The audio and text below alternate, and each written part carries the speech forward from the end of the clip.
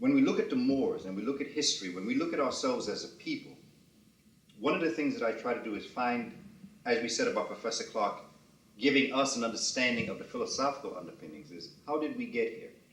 There are three questions that I always ask that we should be able to answer. Who are we in this world? Where are we in this world? And how in the world did we get here? And if you can answer these three questions, that will cover, and there are other questions to ask, but these three questions fundamentally will get you at least to the point of consciousness.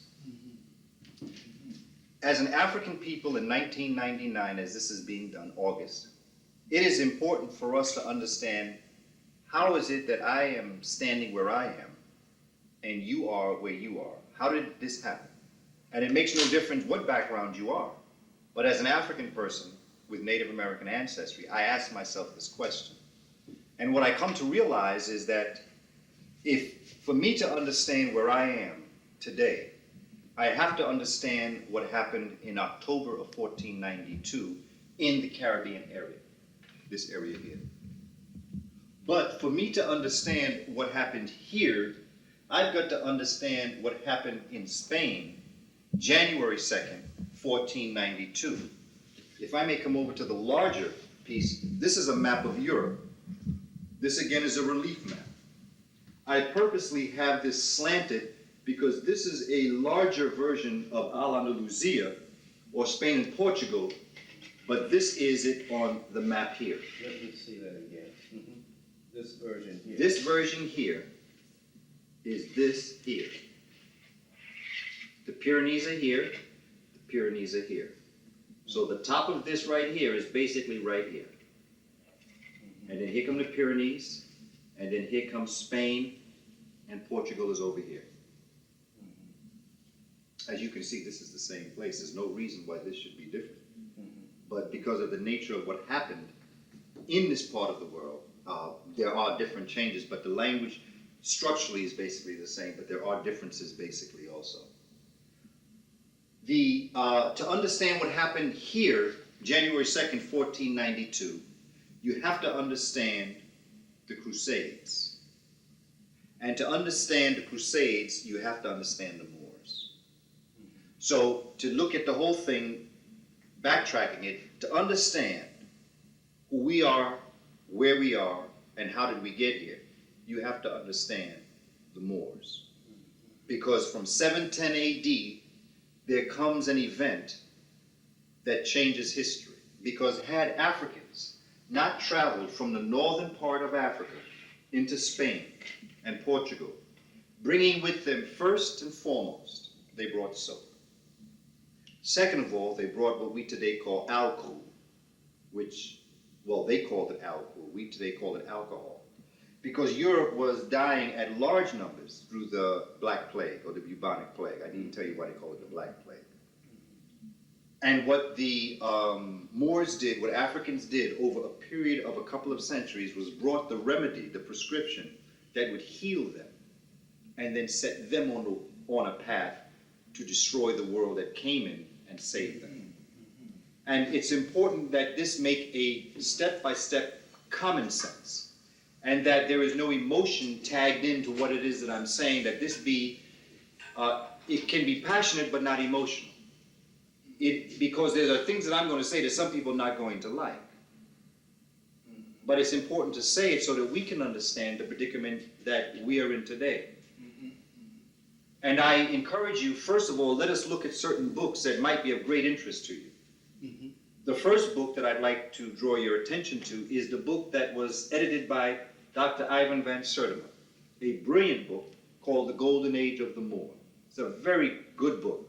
It's a very important book because what I like about Dr. van Sertima is that he brings the greatest minds together and forms essays on themes and topics. This one happens to be the Moors, where he's brought a great deal of talent. And there's a lot of talent here, but there's one particular brother that I tend to quote a lot. And I want that to be understood, that much of my quotations come from Dr. Jose Pimento Bay, who is a brilliant brother and who has brought a lot of knowledge of the Moor to us.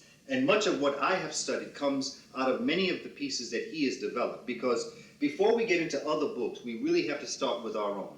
Because once you're grounded in an African perspective, then whatever they say about you is understandable, because from this book, I then would encourage you to get the book that Dr.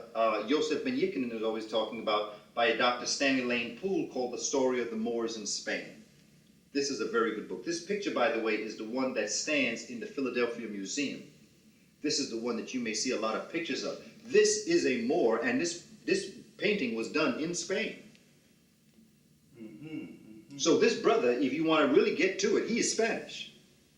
Spanish in the original sense of the word. He is a descendant of the Moors. And that's what the Moors look like.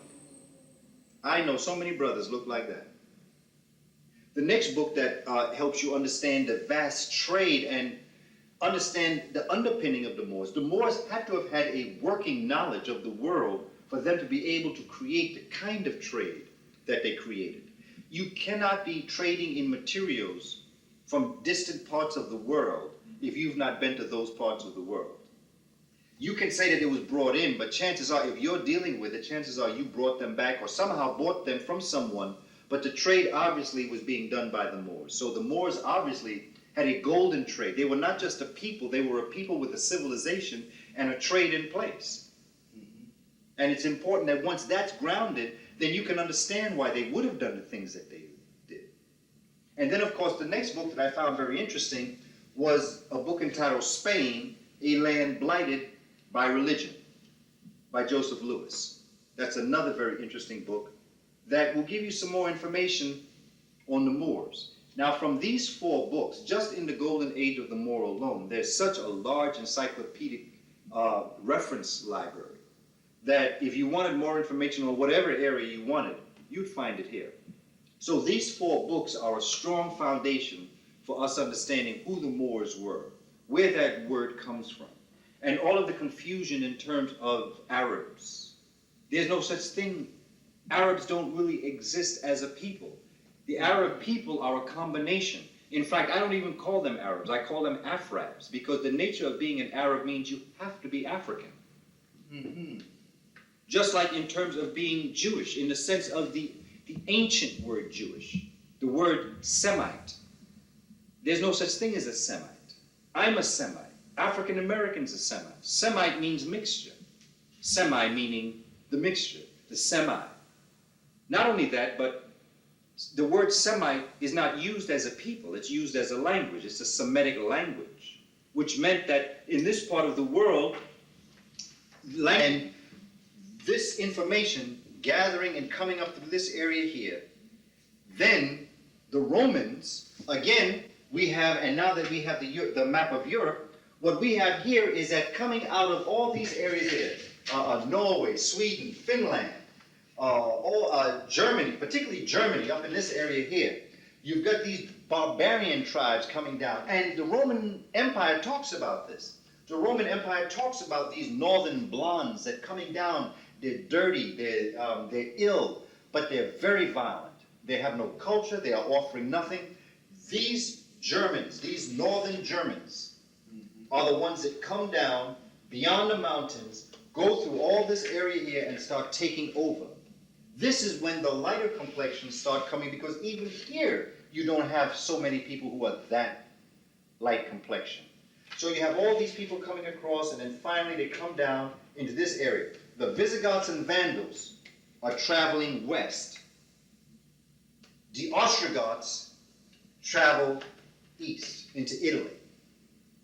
So the Ostrogoths are who the so-called Othello is doing battle with in Venice. What period are we talking? Well, right now we're talking about anywhere between 332 and 525 AD. We're talking in the 500s now. This is when Spain is being taken over by the Visigoths. The 525s, the 530s, going even further, beyond, give or take decades. I'm afraid of dates because of the nature of the politics of dates. But we do know it's after 332 AD, and we know that it is the cause of the so-called fall of the Roman Empire, not only because of its own internal destruction, but because of barbarians coming through and destroying everything that are in there, that's in the line of sight. Now, and then they find themselves down here in Spain. Now, point out the areas that had civilizations, in Europe at this time that had buildings and culture and religion. You etc. really don't have too much of that. We're talking about European Dark Ages. And the Dark Ages is the ages that Europeans don't like to look at. They don't like to remember that when the Moors in 710 crossed over into Spain, 99.8% of was illiterate. They had no books, didn't have anything. Because remember what's happening, the Roman Empire is destroying all of the Kemetic knowledge, first of all. The Catholic Church is destroying all sorts of documents. They're destroying the fundamental civilizations in the places that they come to. How are they destroying them and why? Well, they're afraid of them. The Catholic Church is deathly afraid of a number of things that's coming out of Africa, particularly the Amen priesthood. Because, see, the Catholic Church wasn't what it was. The Catholic Church changed with Constantine in 332 AD. He's the one that changes the whole feeling of who Christ was. But in this time, 332, he's also doing battle with other parts of the world, and he's trying to consolidate the Catholic Church. He's really trying to consolidate a force that will become a major force of the world. So what he does is, since he knows he can't beat Christianity, he overtakes it, he usurps it, and he changes the definition of its central cult figure, Jesus the Christ. And he changes Jesus the Christ from a supernatural, extraordinary human being into a human being that is God.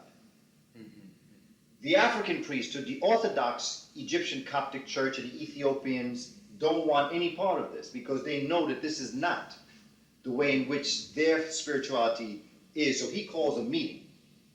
From the moment that the Africans move away from the Roman Empire, that's when Rome starts having problems, but people don't want to talk about that. The barbarians come down and overtake it. But what Constantine attempts to do is he sidesteps the Roman Empire into the Roman Catholic Church, and the emperor becomes pope.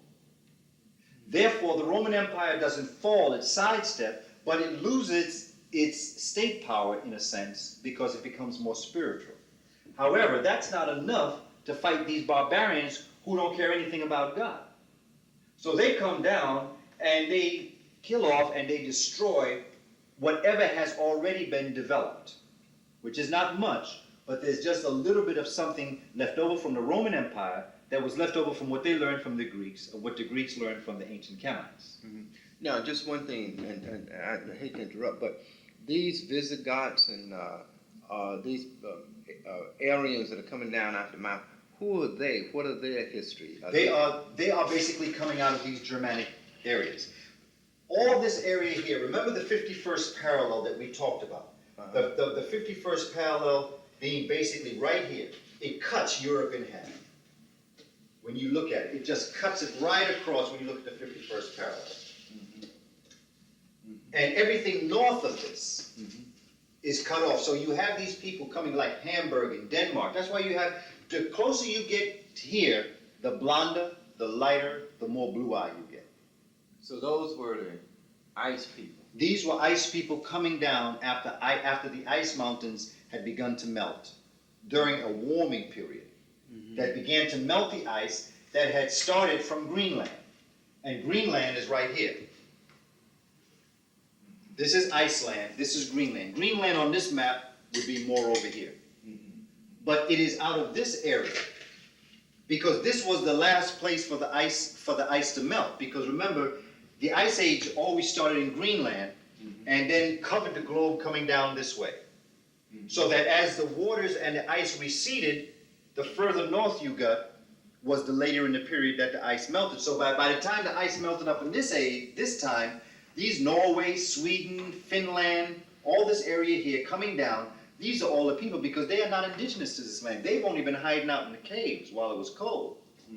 Then they start coming down, so none of them are really Germans or Poland. That just happened to be the land they were in prior to their coming further south.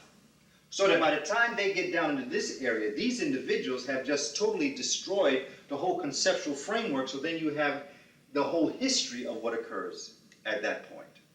With people coming down and the Vikings and all the rest of that. They didn't do anything. Vikings didn't have anything. And the key of it is that the few things that they did have probably were borrowed or stolen from lands that they had gone to. So We have in this area here, if we can move to this 500, 600 year mark, we have Visigoths and Vandals who have come down and plundered this land. They are just living and just abusing the people in this area, constantly just raiding them and stealing from them. And what happens is that word here gets to the people here that in Morocco and in Africa, that Spain is a very interesting place and that it has land there. They already know this because they're there, but in 710, Tarif, Tarif, is sent across to look at the prospects of going into Spain. He comes back down, and in 711, he comes back, he speaks to his general Tariq, and in 711, Tariq and groups of Africans with some Arab translators move across and take Spain. And for the next couple centuries, battles ensue where Moors are literally going across this area into France and even impacting other parts of Europe, but not in large numbers. What's interesting is that we see that by the 1200s, we see Africans coming back, and again, a lot of this has to be researched. This is not written in stone. But what we find is that Al-Andalusia, or Moorish Spain, is bounded by certain things. And again, I encourage you, in The Moors in Spain is where Dr. Stanley Lane Poole talks about the boundaries of what would become the African Europe. And what he looks at is he looks at what is known as the northern boundaries is what is known as the Montañas or Sierra de Guadarrama, in this area right here. Going across to what is known as Coimbra. That's the northern boundaries of Al-Andalusia. And then they use what is known as the Ebro River to be their northeast boundary. And they come down the coast, across all this area here, come across, and that becomes Moorish Spain. Right there. This is Moorish, this is Spain.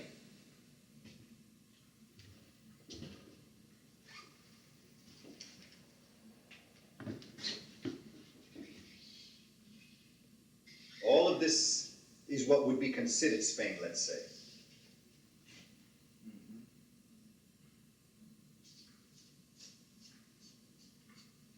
You see? Now here would be the dismantling. Aragon, Castile.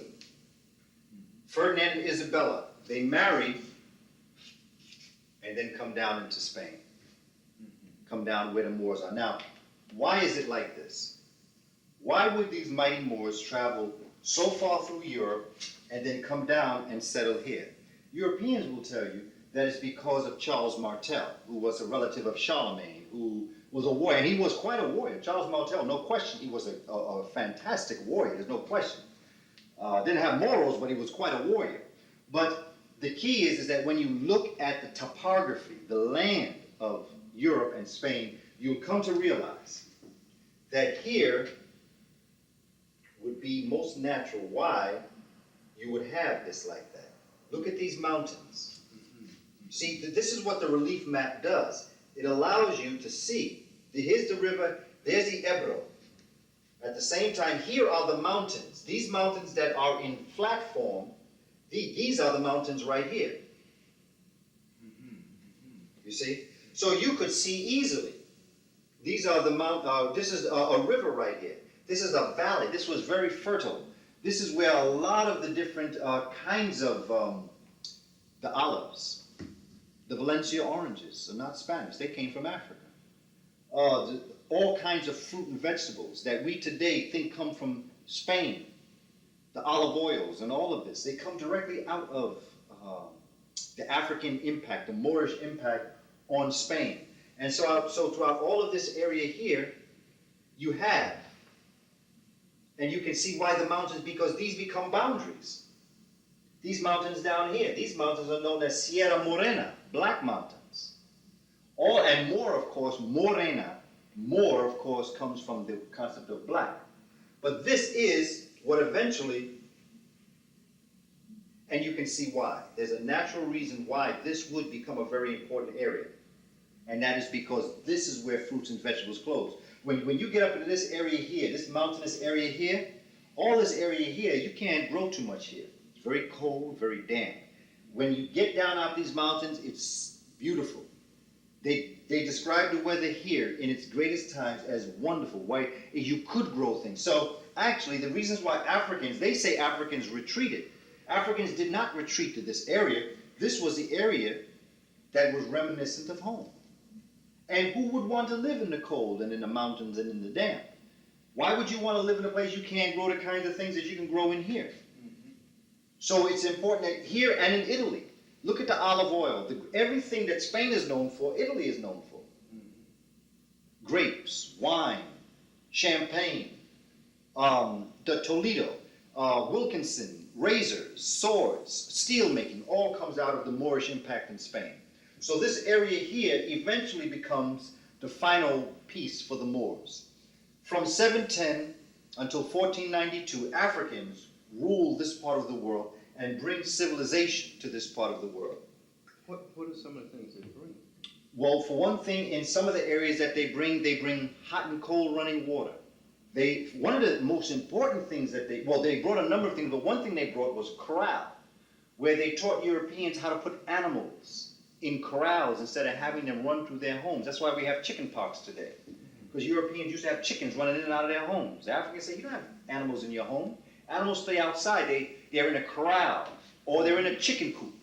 But that's where animals belong. And so the Moors brought the concept of separating humans from animals. Mm-hmm. They also brought ideas of building. There was actually a city in Cordova that ran for miles, lit by lamps. So this is some of the things. They brought all sorts of different kinds of technology to this part of the world where Europe for the first time began to eat foods that they never ate before, to see people that they never saw before, to learn languages they never knew existed, but most importantly, there were pathways of the world that they learned through the Moors. Mm-hmm. These same paths that the Moors took to leave this part of the world were the same roads that the Europeans took to conquer it. Before the universities, talk about what they taught in those universities and how that impacted Europe. One of the keys that they taught was that they broke knowledge up into different areas. For instance, in our schools today, when we study math in high school, we study algebra, which by the way is Moor. That's what the Moor brought. Algebra. Algebra is the manipulation of numbers. They brought algebra, and then you study geometry, and then you study trigonometry.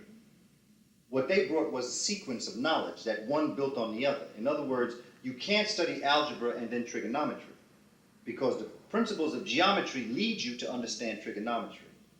When you understand the sequence from algebra to geometry to trigonometry, it then allows you to calculate numbers, which then takes you to the differentiations of the calculuses that you study. Because calculus basically means calculation. But it means manipulation of numbers, which shows you the differentiation and the other kinds of things that you do in math. The Moors brought this into Europe. Every Gothic cathedral that you see is built on the premise of how Moors built the Alhambra and the other kinds of structures in Africa. Every cathedral, every choir situates itself the same way choirs in African choirs would be.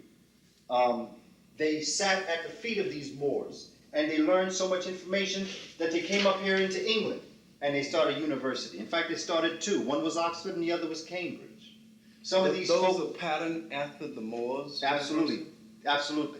In fact, much of the work was studied in Arabic, and then translated into another language. There were kings in Spain. The Alfonso kings were very good at translating. In fact, many of them converted to Islam just to get the information so that they could move up in terms of understanding the intellectual capacity of the Moors. Every university, whether it be Salamanca, whether it be the University of Coimbra, whether it be a university in France, anywhere in the world, it would have been scholars that sat at the feet of Moors that then went to that part of the world, because Europe had no schools. Oh, Europe had no schools? No, it had no school. Not only that, but they were not literate. They could not read. There were no books. Everything that had any sense of intellectual growth had been burned or destroyed because the Catholic Church was against knowledge. Now wait a minute, hold on. They had no schools. The Catholic Church was against knowledge. Yes, well, that's why Copernicus couldn't talk about what he had done until he was dying, because he was afraid that if he would have dared tell the world that in fact it wasn't the Earth that was the center of the solar system and that it was the sun, he would have been murdered. The same way when you look at the way in which you know that Greeks, the Aristotles and the Platos and the Socrates were teaching an African wisdom is because each of them were either murdered, exiled, or beat up for teaching a foreign doctrine in Greece or by Greeks. Now, if this information was indigenous to Greeks, they wouldn't have been accused of teaching a foreign doctrine. Mm-hmm. So by the nature of the Greeks being against these scholars, they were against information. Well, the Catholic Church played the same role with Copernicus and Galileo and others who had a fixation on spirituality. Even today, if we speak of us and the role that we play in the evolution of life on earth, there would be people who would doom my soul to hell if I were to say that God did not create Adam and Eve. Mm-hmm. There are those that would have very serious problems with some of the perceptions I have of their faith system because they are so ingrained in their faith system that any information that goes against that bothers them. Well, the same was true with the Catholic Church back then. They did not want schools. They wanted two things, CC, same thing they want today, control and containment of the masses of the people. That's all they've ever wanted. So basically, the Catholic Church wanted to suffocate intellectual growth so that for you to look at astronomy and to look at the sky and begin to fathom the sky then threatened the spiritual power of the Pope. Mm-hmm. So that Europe, 99.8%, I'm not sure what I said, but over 99% of not even the kings and queens could read. At the time I'm talking about here, the kings and queens of Europe lived in barns. The castles that you see are not their castles. They did not build those castles. And for you to put an alligator or a crocodile in a moat tells you there are no alligators and crocodiles in Europe. So where did the alligators and crocodiles come from? The same way when you see a lion outside the library, or you see a lion on the shield of a crusader, like Richard the Lionheart, there are no lions in England. So your even reference to the lion has to be an African thing. This is why Medina Terre is so important for us to understand the Africanness of Medina Terre, because most of the symbols in Medina Terre are indigenous to Africa. Why are people like Professor Clark always told us, why are they going to come here with nothing, come here and build everything, and never even think to go back there? And build back. Even if you didn't do it in your own land, but you got to do it in another land, why didn't you bring back the knowledge of your land? But you're not going to find the things they said they built. If they were smart enough to come down and build pyramids, why didn't they build the pyramids in Europe? Why don't you see the movement towards intellectual growth? Why is there a dark age? Mm-hmm. There is a dark age because African knowledge is snuffed out by the Catholic Church. Mm-hmm. The so-called Renaissance comes at the same time that the Moors are in Europe. Like, for instance, Leonardo da Vinci is 1505. You're dealing with Copernicus. You're dealing with Galileo. You're dealing with Johannes Kepler, coming directly out of the Moorish impact in this part of the world. You look at so-called classical music. I start my day every day with classical music, so-called European classical music. And people say, I'm surprised because out of that, I'll play a little Olatunji. And people say, it's funny that you go from Bach and Beethoven to Olatunji.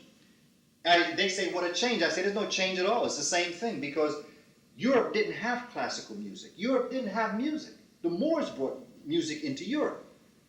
So the piano is nothing but a harp turned sideways, encased in wood. That's why the piano is shaped just like a harp. Well, the harp is African. There are no harps in Europe. And so it's important that when we look at the things that are in Europe, we have to look at what existed in Africa and what existed in Europe prior to the Moors. As I've said before, I think that to have a Renaissance is the greatest miracle that I've ever seen. Forget the Greek miracle. I think the Renaissance is a miracle because how can you be reborn when you've never been born? For the European to say they went through a Renaissance is like saying you've been reborn, but you've never been born. Europe never had a naissance. What's the naissance? A naissance is a birth. Renaissance is a rebirth. That's a French word. Renaissance means rebirth. Well, perhaps you can tell us what would have been the culture, the lifestyle, and the economics of Europe at this particular time, so that one can kind of get a true picture of what life in Europe was like. I mean, what are we talking about in terms of serfdom and that kind of stuff? How the Europeans actually carried on a culture, an economy, and a religious system. Okay. From Spartan Rome to the Greek city-states, from the Greek city-states to the warrior Roman class, to the Visigoths and the Vandals, Europe has nothing but a succession of wars.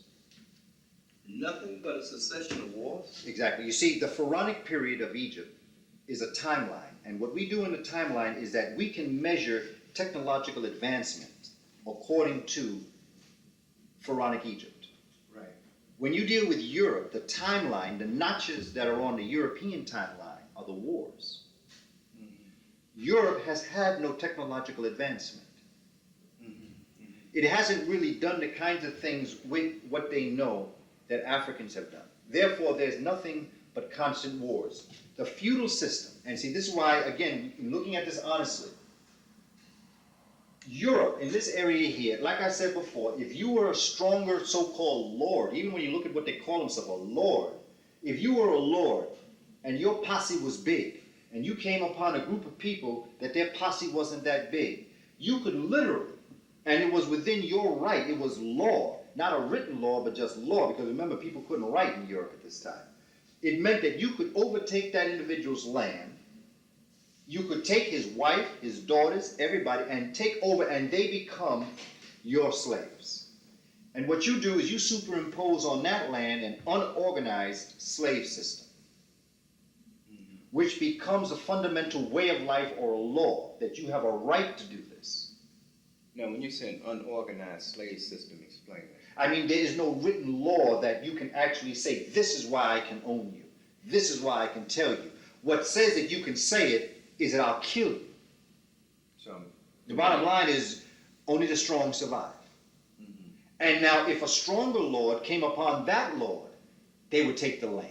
And then pretty soon, this constant taking over of the land is, and individuals, to safeguard their valuables, would keep their valuables in the castle with the lord, which became their bank.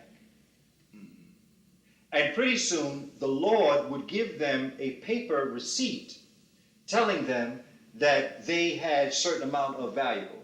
And that's what became money. In their mindset, you see, Africans use practical things for money, things that you could use. But paper is just a receipt. So the Lord would get your valuables and merely give you a receipt. And the reality was he was protecting your wealth against the other people that were coming in. That was the concept of banking. And so how were the people? The people were mistreated. They were abused, raped, male and female. They could do whatever they wanted to with whomever they wanted to, and it was the strongest. And then, of course, the generals and the sergeants and all the people within the ranks of the Lord's structure, they could do what they wanted to also. There was no law that protected you. That is why when the Moors came through, the great majority, including the Sephardic Jews, gave arms, told them where the Visigoths were, in fact, aided the Africans to defeat the Visigoths and the Vandals. And I needn't tell you how they conducted themselves when you just look up the word Vandal. They were called Vandals. And we call criminals Vandals, so that's who these were. The Moors, remember now, they have disorganized slavery. The Moors have organized servitude. In other words, when you were in working force of someone that was above you, you were not a slave, you were a servant. It was not a legal system, it was a social status. You were a human being. You were allowed the right to a hearing if you had been transgressed against, even if it was by the so-called person that was over you. When the Moors came into Europe, what occurred which we would really have a problem with later on, is that the first slavery was white slavery. Talk about that. White folks sold their people to the Moors the moment they saw Moors coming. It was of great pride to be able to have a black face on your family shield. It was an honor for you to have a name like Moore or Morrison. Saint Maurice was the patron saint of Germany, who was, by the way, a Chemite or an Egyptian. When the Moors came over, they were literally welcomed into the community for what they brought, because they brought fairness. In Al-Andalusia, if you were Jewish, you were tried by a Jewish court. If you were Christian, you were tried by a Christian court. The only people that the Moors could try were other Moors. There was a universal way that everybody could live in peace. What the Visigoths and Vandals did in terms of religion no longer existed. Their attacks on Jews no longer occurred. This is why the people that were expelled from Spain immediately after the Moors were the Jews. Because after the Moors, the Jews were hated the most in Spain. And there was a great relationship between the Sephardic Jews and the Moors.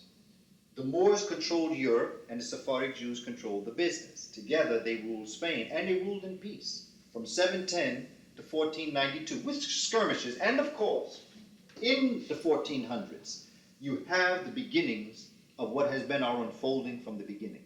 You have little principalities fighting each other. And one of the ones that brought down Boabdil was that he was fighting his uncle. His uncle and even his mother didn't have much. They thought that he was in cahoots with with Ferdinand and Isabella. Didn't have too much respect for him, and there was infighting, and the infighting led to the destruction of the Moorish Empire. And that happens everywhere. Egypt, wherever we go in the world, they do not have the powers or the number to overtake us. They exploit us fighting each other. And that's been their history. They don't have the power. We give them the power. In fact, the more powerful they become is the more power that we give them. Because if we really analyze them for what they really were, we would know they are not what they pretend to be. But the Moors, bringing in this civilization, brought in concepts of an organized servitude that Europeans took advantage of, and they took Moorish organized servitude and superimposed it over unorganized slavery. And the end result was organized slavery. That's how they were able to write into law. See, they already had the framework in place. What they needed was organization. The Moors helped organize them. They became better, and they traded in their own people for hundreds of years. Before Africans. Yes, white slavery was it. Selling particularly their daughters. They would sell them all over the world. See, we don't know this because they are so focused on us in the newspaper nowadays, it seems like we are the ones that are so perverse and depraved. But the reality of it is that it began here. See, we don't have a history of this. But when you say soul slave, how you mean literally? Kind of explain how, and where they sold them to, and what did they sold to Moorish princes, and you know, in many families, the wives and the children reportedly were so relieved when they were sold. They were better treated by Moors as servants than they were as wives to their European husbands. Now, generally you heard that the Arabs bought whites and sold them into all over Europe. But what would be the difference now between Arabs and Moors? Are we talking about the same people? Well, we're talking about the same racial problem because Islam really broke along racial lines, which people don't like to talk about. The reason why Islam went the way it did was because when the Prophet Muhammad was transcending, a black man inherited Islam. And the lighter complexion Eurasians who had come into Islam were very offended. And so the split was along racial lines. It was not along, it was along who would inherit Islam, but it was along the lines of what culture would inherit Islam. And again, this is why we have to be careful.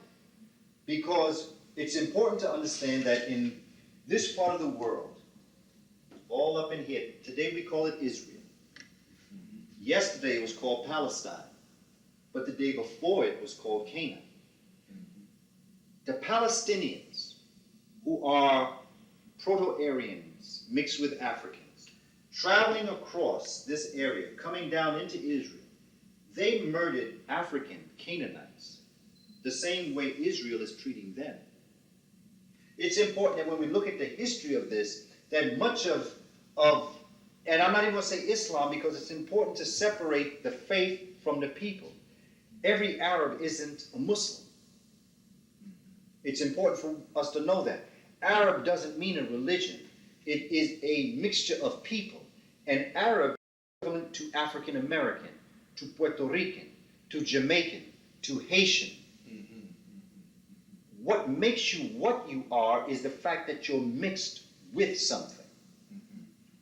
That's what makes you an Arab. That's what makes you a Jew. A Jew is not a culture. A Jew is a faith system. It is a learned pattern of behavior that people learn to behave in a certain manner. The evidence that it is not a culture is that Muhammad Ali was born a Christian. He now is a Muslim. Sammy Davis Jr. was born a Christian. He became a Jew. Anything that you can change can't be culture. Culture is something that no matter what you do, you will be it no matter what. So that when you can change your religion, it's obvious that that's not your culture, that that is a learned pattern of behavior. You learn how to pray. Just like you learn how to say Christian prayers, you learn how to say Muslim prayers. You learn how to say Jewish prayers. Everything has its relationship according to the learned pattern of behavior. If you could change your pattern of behavior, it cannot be culture. So as we develop this philosophical underpinning, it's important that we be grounded in a common sense approach to this. I am a Muslim. I am a Jew. I am a Christian. And the reason why I am all of these is because I know there is a oneness of spirituality that comes out of an African reality. There is no, the two things that Professor Clark always taught us, there are two things that black folk don't need. We don't need another religion, and we don't need another organization. And I support that concept in that I encourage us to become grounded in whatever we are, become grounded in the Africanity of what that is. So if you're a Democrat, look at your Africanity of being a Democrat. If you are a Christian, whatever organization or religion you belong to, believe me, it started in Africa. Ground yourself in that reality and then make your reactions to how you live be a part of that living reality. But there is nothing out here. Everything that is out here is still the same thing. It's your depth perception of what you're looking at. We are looking at a perceptual world of what Europeans have superimposed over us.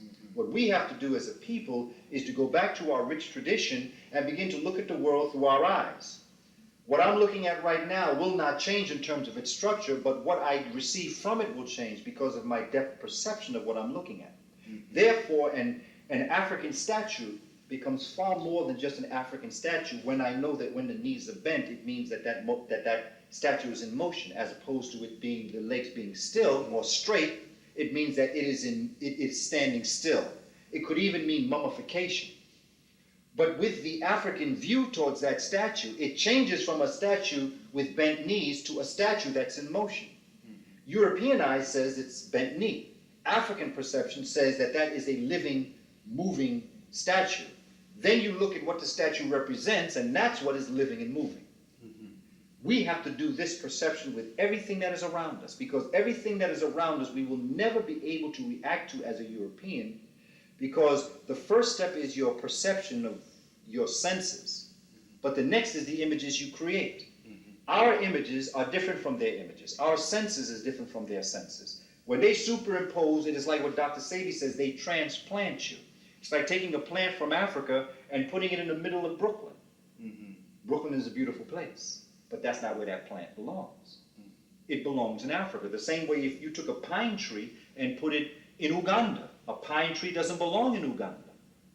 The nature of the climate creates a certain situation, and the organic family comes out of the same thing. So we are a transplanted people. We are a people who have been moved from our natural habitat into an unfamiliar habitat. We then act a certain way that they accuse us of being crabs in a basket. However, if you were to go back to the water where the crabs came from, you would notice they don't pull each other down. A crab in its natural surroundings acts like a crab should act.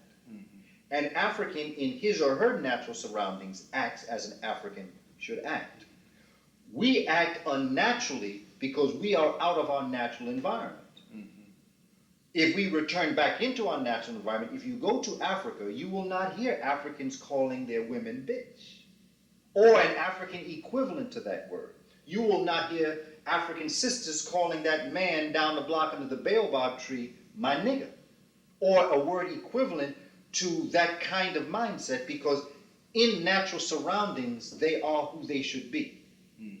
In this surroundings, unnatural to us, we are who we should not be. In fact, in acting the way we act, we are being very natural.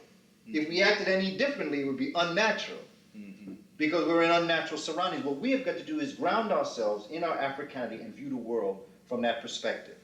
When we look at the role that the Moors played, we clearly can see that another piece that comes out very interesting in this piece when he talks about the different civilizations is that Western civilization prides itself on being built on Aristotle's model of democracy. Of course, they don't tell you that in Aristotle's model of democracy, 85% of the population was enslaved, but they don't talk about that. He wrote slavery into his democracy. Who really had democracy were the ruling elders and the Senate and all the rest of that nonsense. They were the ones that were equal. Everybody else in Greece was slaves, but they don't talk about this. Aristotle's model, there were a number of philosophers, African philosophers. Again, you'll find it in this book. Ibn Sina, who is known as Avicenna, and Ibn Rushd, who I believe is known as Averroes. These two philosophers and others, but these two, if I can point out, they were the ones that introduced Aristotle to Europe, because Europeans couldn't read Greek. It was the African Moors with their wealth that traveled across the globe for centuries, collecting ancient Sanskrit or Indian writings, Kemetic writings. And there's a book by Thomas Goodwin and Rafiq Bala. It's called Egyptian Sacred Science and Al-Islam. That book itself is such a profound book. It just, what it does, it compares Kemetic legacy with Islam. And it will make comparisons like, for instance, with Hagar to Hathor or Heteru. It'll make comparisons between Ma'at in Islam, M-A'-A-D, with Ma'at in Kemetic legacy. It will make relationships with netures. Like, for instance, one thing I found out was about Rabs. Rabs in Islam are like the netures in ancient Egypt. They're like the Orishas. And this comes out of the African concept of the intermediary between God and humanity. The Rabs, of course, is where the word rabbi came from. Rabbi itself, of course, is meant to be, you have to understand, Ra-Ba. Rabbi, Ra-Ba. Ra being the energy of the sun and Ba being the spirit of breath. The Ra-Ba was a combination of both, which brought life, but encapsulated in the human made you a divine person, which made you rabbi, which created the Rab. All coming out of the African tradition. This is our history. This is why I say when we look at the world through our tradition, if you're Muslim, stay Muslim. But just understand your Moorish impact.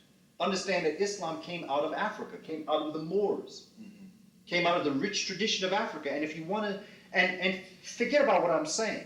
What I encourage you to do, go back in history and look at life at the time we're talking about here. Look at life in the East, Persia, which was Iran, Iraq, coming down to Saudi Arabia. Read the book, by the way, The African Presence in Early Asia. Read the book, The African Presence in Early Europe, again by the dynamic scholar, Dr. Ivan Francesco, who brings essays together, which gives you a lot of perspectives towards a theme, which allows you to see it much larger in this perspective. I'm sure he could edit everybody's book, but because he makes essays, he gets right to the point. So all of his books in terms of the African presence all around the world, you'll see the relationship and how the Moors had to have been what brought the Renaissance in place, because it is here that bringing the knowledge of all around the world, Sanskrit, Middle Terre, ancient America, going into all sorts of parts of Africa, bringing this information here and then bringing it into Europe, developing the universities, and then it's spreading across the world. The Aristotle model of democracy was introduced by African people. So even the democracy, the conceptual democracy of Europe, because mind you, there's nothing but kings and queens in Europe. There's still kings and queens in Europe. In fact, we've lived to see the King of Spain in Europe. So there's still kings and queens. So where all of a sudden is democracy? And America, by the way, is not a true democracy. The fact that we have a president is the last throw that they just couldn't get rid of that king concept. So the president is there. If America was a true democracy, we'd be run by Congress. But because we have a president, that's the throwback to the Europeans' inability to get rid of the king. Okay, so the Moors stay and education of Europe at a time when Europe was selling its own people in the Dark Ages, enslaved, only about the women, and then move on to the Moors being the Inquisition. But women played a role, European women. I mean, there was so many of them burnt to the stake, but tie that in with the church and Sure. And you know, there's one other thing that I'd like to add about this. Another thing that the Moors brought was a sewer system. In other words, when Europeans went to the bathroom, they went right there. They might have segregated themselves into a corner of the room, but they dug a little hole and they went to the bathroom there. When the Moors got there, they said, no man, you got to run that stuff out of your house. So what they did is they started the sewer system that would run drainage through the house down into a segregated area of the community, that all of the waste, all of the garbage, everything was channeled down in that area so that it was not within the compound. So think of the structure of the mind of the African, understanding, okay, you put animals in corrals and coops, you put your waste in a sewer system, you have hot and cold running water. They had air conditioning in Europe.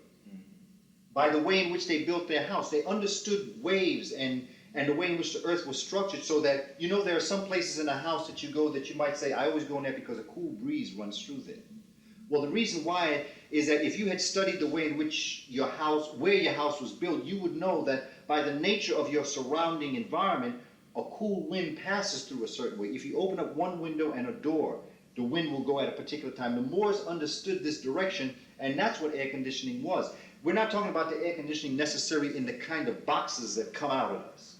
That's artificial air. What they developed was a natural cool air. They would, in fact, build fans and shutters, so that the wind would blow. The same way a sail will go, the wind would go. They would build it in the house so that you could just be in a house that was totally air conditioned. And there was a number of things they could do, but I wanted to add that because this as a fundamental thinking process, and this is what Professor Clark was so helpful to developing me, is the common sense approach to this. Because when you're dealing with someone whose life is meant to confuse you, you need someone who can set you straight. And Professor Clark's approach towards teaching gave you a philosophical underpinning. It grounded you in why you needed to know this, what you could do with what you knew, and what would happen after you knew it. As a people, we have got to get a philosophical underpinning to our nation. That philosophical underpinning should be the Moors. I encourage my brothers and sisters in Islam, whether it be the Nation of Islam, whether it be the Islamic movement of our brother Dean Warith Muhammad, whatever Muslim you are, I challenge African people to study that language and to begin to look at some of the documents and to translate them. Because you will find that many of the translations are going to be the kinds of translations that will be equivalent to the Shabaka stone. They will tell certain things on a metaphoric level that we have not yet come to grips with. So I'm encouraging, there is a lot of things that we can do to make this better. But let's go back to the Christian church and let's go back to women, because it's interesting that that is one of the problems that the Eurasian Islams had with the original African Muslims. And that was the treatment of women. In Al-Andalusia, Al meaning spiritual, Andar in Spanish meaning light, luz is light. So what they were saying was that Al-Andalusia, they were going to build a nation that walked in a spiritual light. That's what this nation was meant to be. And here, women were free. There are documents showing the jobs that women held equivalent to men. It shows the monies they received, the compensation they received equivalent to men. Women owned land. Women had title. The Moorish women had every right that the man had. They were leaders. They were warriors. The problem that the Eurasian Muslims had was that they couldn't get rid of their control and containment of their women. That was a very serious philosophical point that Muslims had, and another reason why there's such a schism within the nation, according to how the women are treated. So, and then of course the Catholic Church having almost not almost, but having a totally negative feeling towards the woman, building her to be the cornerstone to the fall of man. I could never understand that. I could never understand a sister talking a man into doing something and the woman get punished because the man is weak. If I were God, I would have busted the man. And I would have given a lot of respect for the sister for having the ability to persuade. And I would want to bring her on my side since she had the power of persuasion and the man was nothing but a follower. So even in the story itself, it blames someone, but it makes the person that's exonerated weak. And it rewards the weak and it punishes the strong. That sounds like a fairy tale to me. It is a story that the Moors couldn't accept. Another problem that the Moors had with Christians and their Eurasian Muslim brothers and sisters was that the Moors didn't have faith in God. They didn't have a belief in God. They knew God existed. To have a faith system puts you on that precarious tightrope that if swayed either way, you could lose. Africans would never have lost faith in God because they knew God existed. You only lose faith when you don't trust that something is going on. So when the Moor would present himself to God, they knew that, well, in fact, they called it adoptionism. Adoptionism was the concept of this supernatural, extraordinary human being that by the nature of her relationship with nature, not only knew God, but came to realize, become conscious that they were God. And they acted like gods. And if you define your God to be the master and the mistress of the universe, God acts a certain way. That's how they treated each other. They said, and this is in the book by Stanley Lane Poole, he said that when the Moors were driven from Spain, Europe has never been the same. That if the Moors had been allowed, let's just say somehow or other, Ferdinand and Isabella, instead of attacking the Moors, had somehow of a working relationship that they decided, okay, but let's just work together. This world would be totally different. If, instead of destroying the Moors, they made the Moors a major part, they would have been able to develop a civilization that today doesn't exist. Why? Because it is recorded through Dr. Van Sertima's work that after 1492, and in coming to this part of the world, that there was a bishop by the name of Landa who burnt thousands upon thousands upon thousands of Native American codices. Codices are equivalent to Egyptian papyri. Papyri is the plural, codice is the plural for Native American. Codex is the singular, papyrus is the singular. So one codex is one, let's call it a book or a script.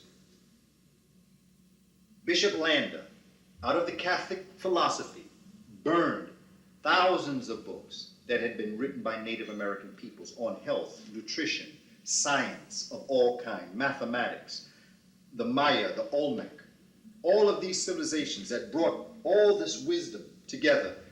Again, from Dr. Van Sertima's work, looking at the role Africa played in this area and the coming together of these two people. Bishop Landa destroyed the works of the Native Americans in the West, while Bishop Cisneros was destroying the Moorish texts. There was a day that in Granada they took over 300,000, and again, I'm afraid of numbers because it could be much more than this, it could be less, but it could be more, texts, and they put it in the middle of the court, and they put all of the texts on fire because they said they were books of the devil because they were written in Arabic and they were probably Qurans. Burned them. And today they celebrate the day of the bonfire. And that's what they're celebrating when they celebrate the day of the bonfire. This is celebrated in many Spanish-speaking countries today, but we don't know this. We don't understand our culture and our history. We celebrate the destruction of wisdom and knowledge, not realizing that it's probably why we have cancer today.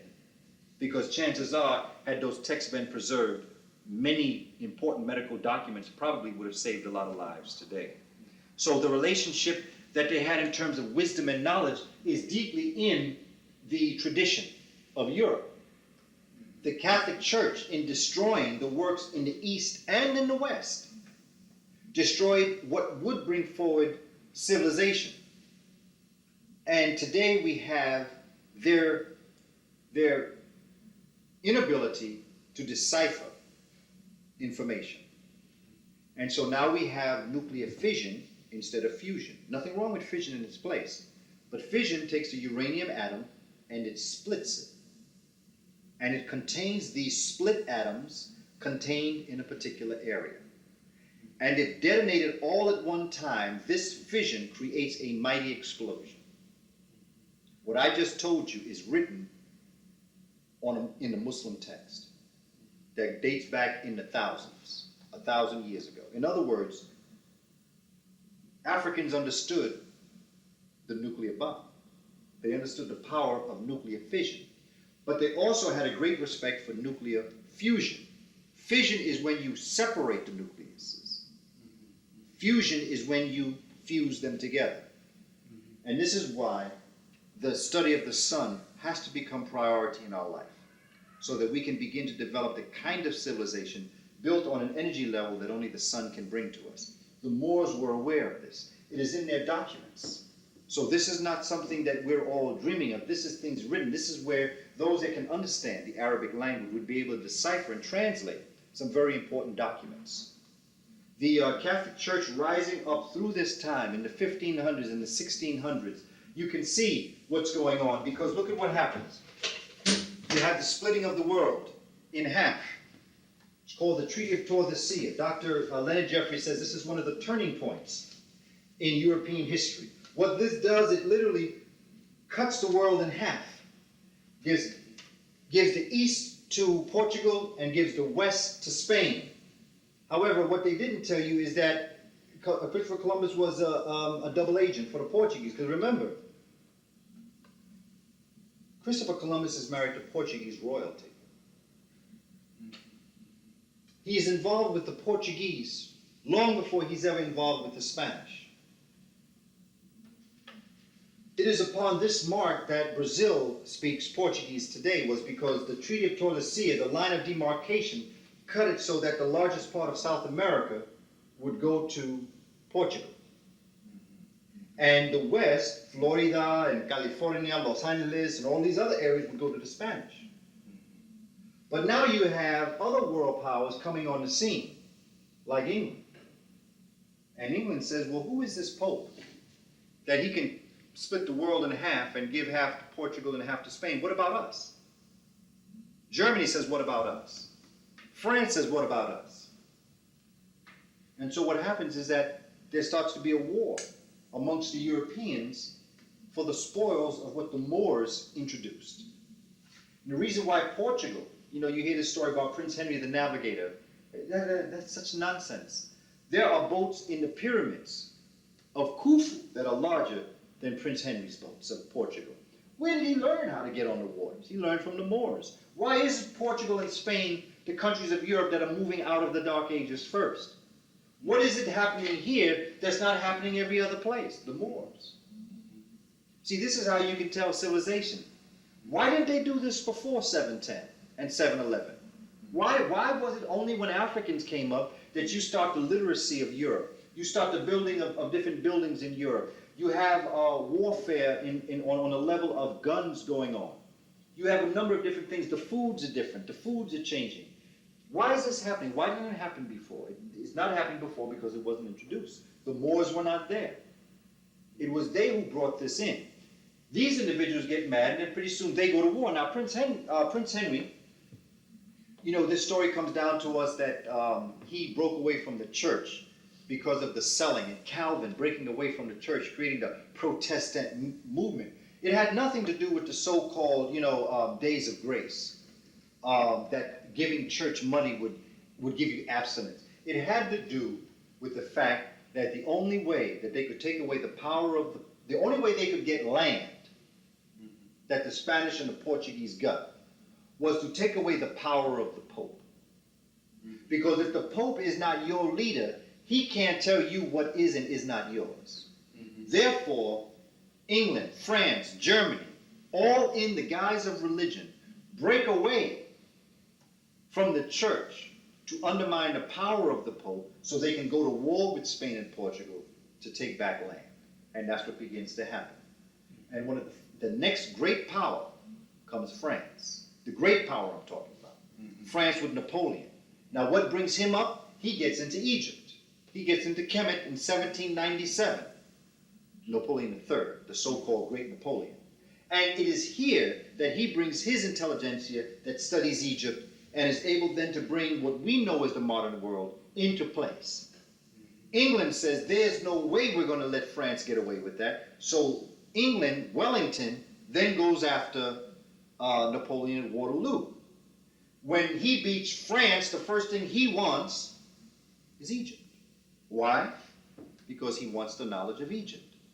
And then we move into the 1900s with so-called Lord Carnarvon in Egypt, unleashing secrets, and then you have the Industrial Revolution.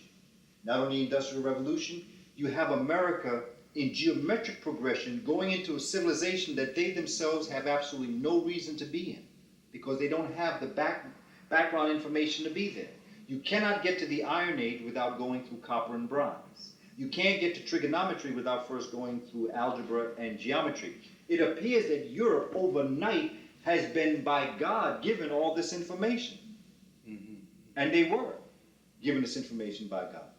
The Moors gave them this information. And the Moors at this time in history were their gods. They won't admit it now, but this is the truth. With enough investigation, you'll find that Morocco played a very strong role in the development of the Constitution of the United States and what we today know as America. The Moroccan government had a lot to do with the information that America received, along with the acceptance of America as a nation. So there's an ongoing role between the Moors and America, not to mention, of course, the work that Dr. Bay is doing, Dr. Jose Pimento Bay, in the relationship of the Moors and Native American peoples. It would be so obvious that if you have this great civilization going on at 710, going up to 1492, it would only be natural that between this time period, 710 AD to approximately 1492, that you have the great nations of Ghana, Mali, and Songhai, and that they themselves, under Abu Bakr II, as Dr. Van Chilima says, and they came before Columbus, coming to America. There's no reason why some of those Moorish heads could not be, the Olmec heads. There's no reason why some of them could not be Moorish heads. There's no reason why there could not have been Moorish civilizations in America that would have led to the darkening of the Native American peoples, along with all of the other nations of color that were embedded in America. So it is not, from my perspective, unnatural that we would see such a lively relationship between Africans and the Americas and China. There's evidence of Africans bringing elephants into China. But if you're bringing elephants into China, what kind of boats must you have? What kind of technology that would allow you to bring elephants? You don't do that on no canoe. So they would have to have had high-powered wisdom. Not only that, but you've got to know that if you have a certain amount of weight, how you're going to travel on the water. So they must have had great navigational skills to know how to bring elephants from Africa to China. So all of this knowledge is here, but because they have dwarfed us and superimposed this concept of white supremacy on us, we don't know how great we were in history. So now we fight and we struggle and we go here and we go there to be accepted in a college. That some of these individuals from Cambridge and Oxford came to the United States and decided that they were going to create King's College. The same people who studied at the Moors, brought the information that they had developed in England, that the Moors had taught them, to the United States and created in New York, King's College. Today, we call it Columbia University. Columbia University's wisdom and knowledge is based in the wisdom and knowledge of African thought. Let me ask you though, how were they able to defeat the Moors, and what kind of fighting and atrocities were perpetrated on the Moors? I saw you read the book. Okay. Let's just, and you see, again, we have to look at the Inquisition, and we have to understand exactly what it was that was going on in terms of the Inquisition. Yeah. Okay, the Inquisition, more or less, is basically, well, this is a book called Spain, A Land Blighted by Religion.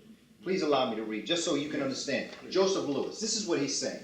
In my travels through Spain, I saw many buildings that were used as inquisitorial chambers. In Seville, I saw the crucifix, which hung in the building of the Inquisition, presided over by Torquemada. Torque, Torquemada. In Valladolid, I saw the Palace of Justice, which was afterwards used as an inquisitorial chamber, where Isabella and Ferdinand were married, and under whose regime the Inquisition was started. I visited the cells and saw many of the dungeons of this building. In Madrid, I visited the public square where the officials of the church and the state assembled to celebrate the reading of the sentences of the auto da fe to the victims before being burnt at the stake. However, here in Barcelona is the only building that I found in Spain that bears the official seal of the Inquisition. In this building, helpless men and women whose only crime was that they did not believe exactly as the church wanted them to believe. We're talking about the Moors. See, this whole concept of not believing were them trying to get the Africans to take on Christianity, something that the Moors never did to the Christians, by the way. They were tortured with instruments invented by the perverted ingenuity of man to produce the most excruciating pain and torment.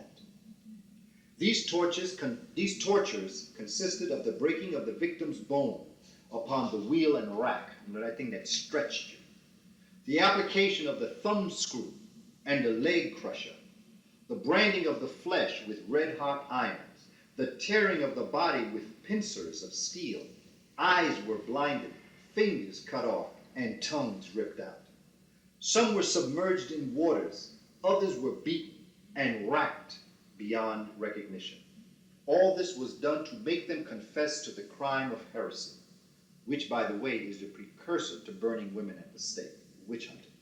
That is, to the unbelief in the religion of those who were torturing them, that they might be taken to the public square and roasted to death. During the period of the Inquisition, nearly 300 years, it has been reliably estimated that more than 1 million victims, and I'll add the word Moors, were roasted to death, tortured, and killed. One of my purposes in traveling through Europe was to gather together as many as possible of the instruments of torture that were used during the Inquisition, and establish in the United States a museum of these religious articles that may serve as an object lesson to man, that he should bear charitably and tolerantly with his fellow man upon the question of religion, and that such a hateful institution as the Inquisition shall never again exist upon this earth. This is white supremacy. This that we just talked about is what we went through here in America.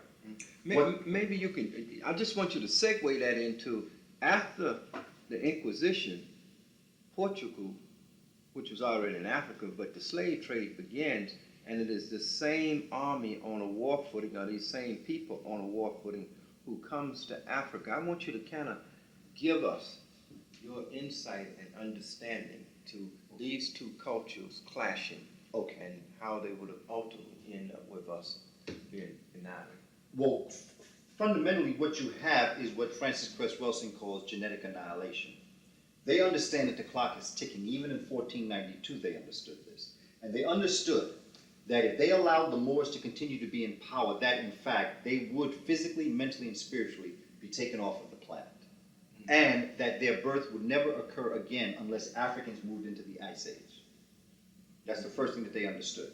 They understood that they did not have the wherewithal to be able to survive and to create a civilization. So they, like parasites, like fleas, attached themselves to the host, sucking the nature of the host from it. What occurred, as always occurs, the only way that Castile and Aragon could defeat the Moors was the same reason why they could not defeat them before. Because the Moors were organized and Castile and Aragon were mortal enemies. When Castile and Aragon, Ferdinand and Isabella only got married to unite the two kingdoms, east and west, to go after the Moors and chase them out. The Moors fought amongst themselves.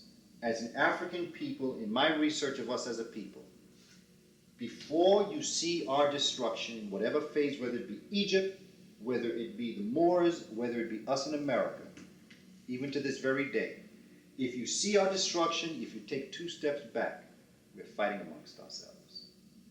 They don't have the power and the ability to do what they have to do. They must depend on us fighting each other, which weakens both of our factions, and they come together whether they like it or not.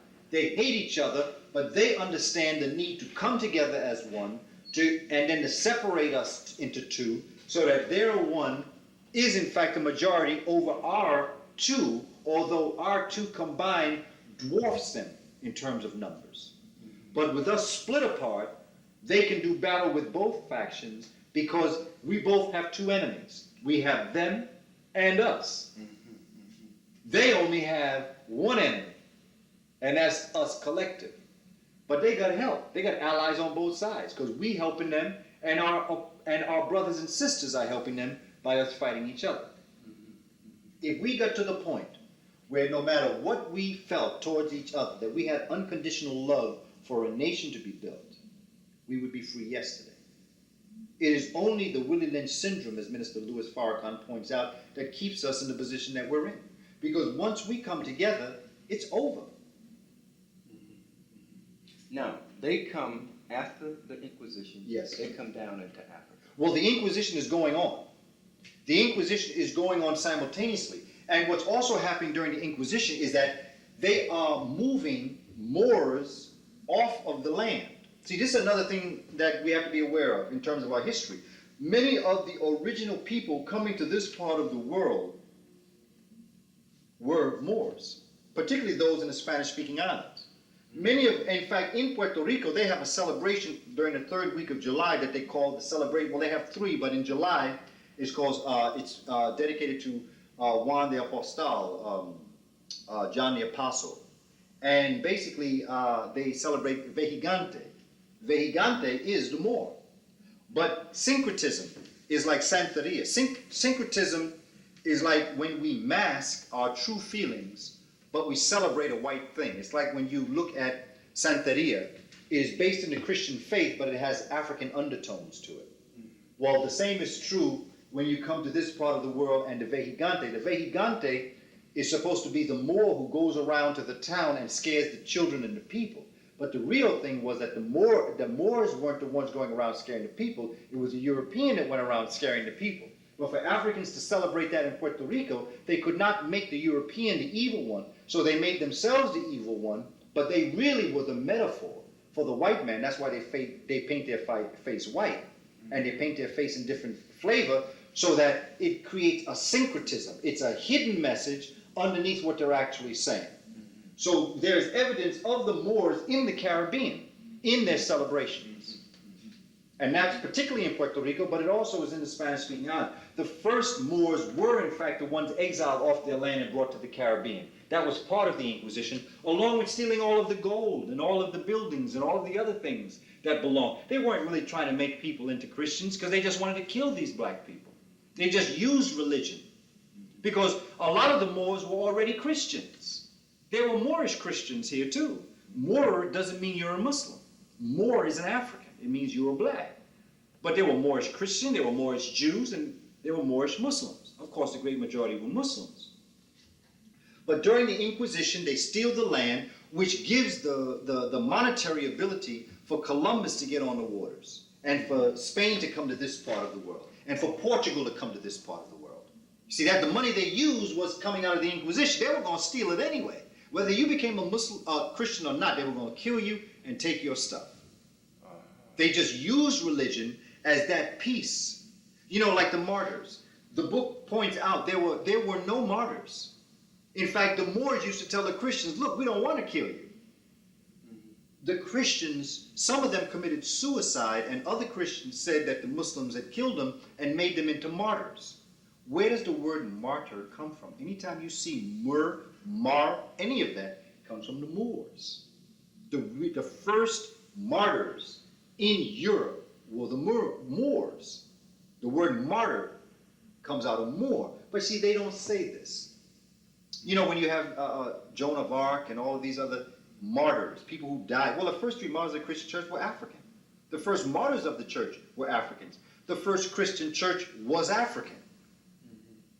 So it is not far from the fact that martyr became Moor.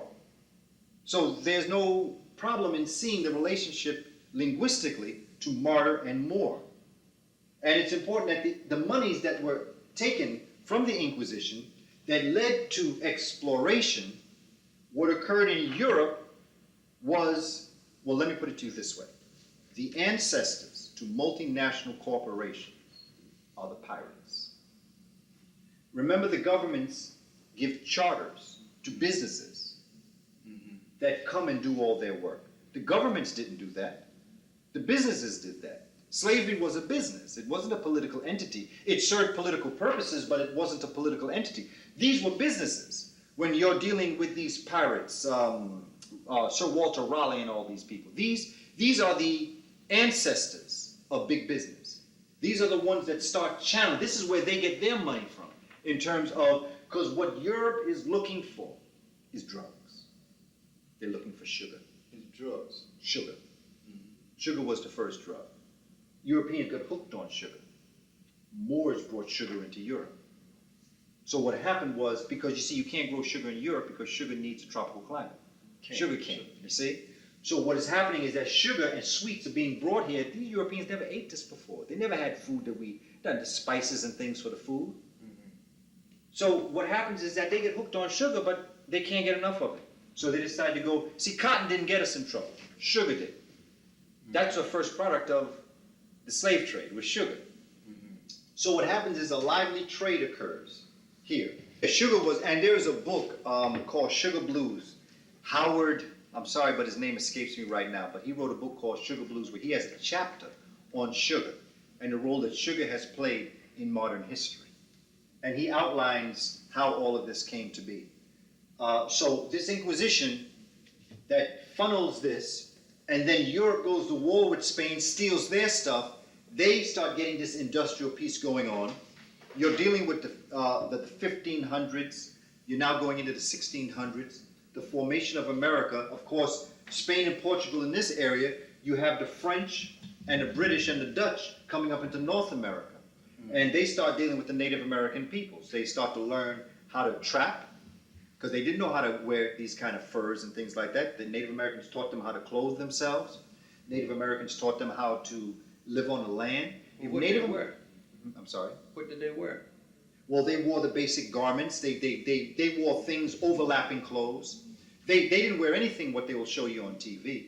Whatever they wore, it was a brother by the name of Ziriab, means blackbird. Ziriab brought fashion to Europe. He brought the changing of the garments. Again, I go back to the golden age of the Moor. He brought back the concept that you change your fabric and the texture of your fabric according to your climate. Europeans wore the same thing all year long. Ziriab brought fashion to Europe. All of these Italian designs and all these Italian cuts, these are not European inventions. These are African inventions that Moors brought in. And the evidence of Moors in Italy with this relationship, that's one of the reasons why so many people from Venice were involved in the Crusades, because they were after certain things that they knew were out in the East, that they could not get where they were. Many of the Crusades, whether you're counting 4 or 6, all failed because they didn't have the strength of unity. Every crusade also never went through Spain and Portugal. They all went this way, around Europe, because they knew who they had to deal with if they went west. So they went east, and even there they had problems. And so it's important that when you look at history and you look at what channeled British, French, all these people into the business, you now have the Ma'afa, or the enslavement, you have the murder of peoples of color, not just in the American hemisphere, but Australia, New Zealand, all parts of the worlds of color in Eurasia. And then, of course, Africa, 1600s, 1700s. These Europeans go and travel on the same path to these places that the people of color went going out. In other words, Europeans didn't invent new routes. They didn't know where they were going. They just followed. It's like if I follow somebody to Flatbush Avenue, and then I return home, well, all that person has to do to find where I live is follow me back to where I live. Well, that's what the European did. It's not like they found a new path to my house. They just followed me home. That's what the European did around the world. They did not invent anything, because everything that they found where they went were things that were already brought into Europe by Africans and by people of color. So they knew how to utilize it. So they already had the advantage of the wisdom. They had already attached themselves parasitically to the host, which was the Moor, deciphered everything that that individual had, and then redid it in their own perspective. And so now we're living in a situation that we can directly trace back, just like what we've done, the 1600s, the 1700s. But then what happens in this American hemisphere in particular? Industrial Revolution. What begins to happen is that the agriculture of the South of the United States built up the northern industries. Everything going on in the Caribbean, if it was in a Spanish-speaking island, it built up Spain. If it was in Brazil, it built up Portugal. If it was in Haiti, St. Lucia, it built up France, Aruba, Bonaire, Holland, and the Dutch country. In particular here was that Europe didn't have the industry that America had. They didn't have, in fact, the reason why whites left Europe was because there's nothing there. People poor, land poor, and resource poor, as Dr. Jeffrey says. What they did is they came to this area here, but they created an agricultural system here with Africans working the land here. The problem is that when you have an agricultural system here, the agricultural ma'afa, enslavement period, or life down here, built astronomically the industries and factories of the North, free labor. But what happens is that in an industrial revolution, for instance, when you begin, what might have taken you an hour to make one pair of shoes, you now can make 300 pairs of shoes. Let's just throw that out, even if it was 5. What's happening is that industry is growing at geometric progression, while capitalism grows arithmetically. In other words, arithmetic means 1, 2, 3, 4, 5. Geometric means 2, 4, 8, 16, 32, 64, down the line. What was happening was that agriculture was slowing up industry. And the North said to the South, we are in an industrial mode, which means that in an industrial mode, we have to create a capitalism. Everybody has to be able to vie for the top. There has to be very strong competition in order for it to, we'll strangle ourselves. We'll drown in our own situation if we don't expand. The holding of African people must stop. See, they did not see where this was heading.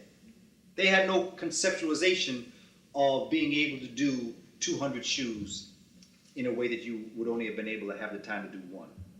So they didn't see this happening, so therefore when it came, it surprised them, and they began to choke.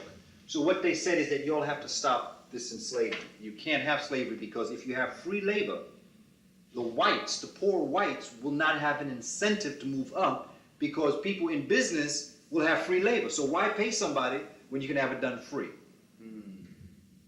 Okay? The South said to the North, look, it's because of us that you even have that, so you need to be quiet. See, the South could have lived on its own. The North couldn't. The North needed agriculture. Agriculture didn't need industry, because they still could do what they needed to do down South. But down North, if you don't have the product, you can't make the thing. If you have the product, you might just do it, but you do it slower. So the South had the advantage, and they knew it. And they said, no, we're not going to get rid of our enslavement. That's what made us who we are. You're asking us to do something. You had slaves just up until a couple of years ago. You only cut it loose because you're industrial now. But you don't like them any more than we do. And they said, no, we don't like them any more than you do, but that's not the point. For industry to be able to survive, you've got to stop slavery. That is a principle in capitalism. Everyone has to have the momentum. They said, well, what are we going to do? By the way, welfare was one of the answers to what they did. But they said, well, what we're going to do is that we're just going to free African people. And the South said, no, you're not going to free them. North said, yes, you are. South said, no, we aren't. North said, yes, you are. South said, we're going to secede. North said, no, you're not. South said, yes, we are. North said, let's go to war. That's the Civil War. It had nothing to do with freeing us. They didn't have any love for us to free us. They freed us because industry couldn't have existed with slavery in place. I'm not quite sure that I understand that. Are you talking about people wouldn't buy the products, and then they would be making a lot of products and couldn't sell them? Why couldn't they sell them to Europe, to England, and create other markets, other places? Because the fuel of the Industrial Revolution itself was the individual competing with other individuals. That's the image of the philosophy of capitalism. It's dog eat dog, and everybody's climbing up to that apex of the pyramid. That's capitalism. It allows anybody to be able to rise up in the society if you have the right ideas. Slavery, or the enslavement of a human being, like what's happening in America today. They're going to foreign places because they can get cheaper labor than they can get here. Right. If you could get free labor, even Hong Kong would be too expensive. So it breaks down capitalism. That's what's happening here in America. What's happening now is that there are corporations that are willing to let America fall because they're on an international level now. They can survive because they're international now. Before, they were just locally involved in this hemisphere. The world has become their employment opportunity now. But in a capitalist system, you cannot have free labor.